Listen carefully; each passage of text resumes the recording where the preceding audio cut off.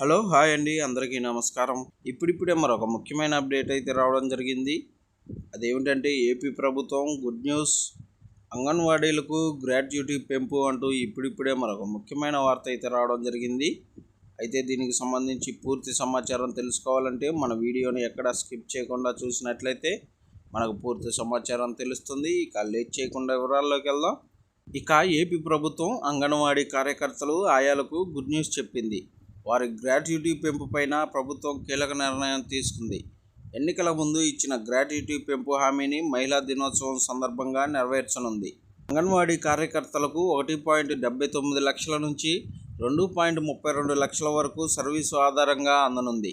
అంగన్వాడీ ఆయాలకు 1.9 లక్షల నుంచి 1.41 లక్షల వరకు గ్రాట్యుటీ అందిస్తారు.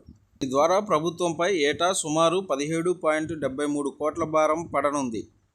అంగన్వాడీలలో ఏటా పదవీ విరమణ అయ్యేవారికి లేదా రాజీనామా చేసేవారికి చెల్లించే గ్రాట్యుటీ 17,73,43,218 కోట్లుగా ఉంటుందని ప్రభుత్వం అంచనా వేసింది.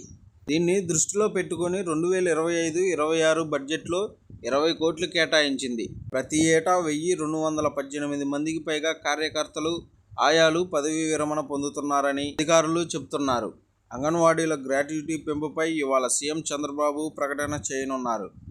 రాష్ట్ర వ్యాప్తంగా మొత్తం 55,607 అంగన్వాడీ కేంద్రాలున్నాయి. వీటిలో 104,516 మంది అంగన్వాడీ కార్యకర్తలు, ఆయాలు పనిచేస్తున్నారు. పదవీ విరమణ వయసు 62 ఏళ్లు, అంటే గరిష్ట వయసు నుంచి పదవీ విరమణ వయసు వరకు 27 సంవత్సరాలు అంగన్వాడీల్లో వారు పనిచేస్తారు. అంగన్వాడీ కార్యకర్తలకు వేతనం 11,500. అంగన్వాడీ కార్యకర్త ఎన్ని సంవత్సరాలు సర్వీసులో ఉంటే అన్ని సంవత్సరాలు, సంవత్సరానికి 15 రోజుల వేతనం చొప్పున గ్రాట్యుటీ ఇస్తారు. గ్రాట్యుటీ అమలు విషయంలో ఉద్యోగి ఎన్ని సంవత్సరాలు సర్వీసులో ఉంటే అన్ని సంవత్సరాలు, సంవత్సరానికి 15 రోజులు వేతనం చొప్పున లెక్కిస్తారు.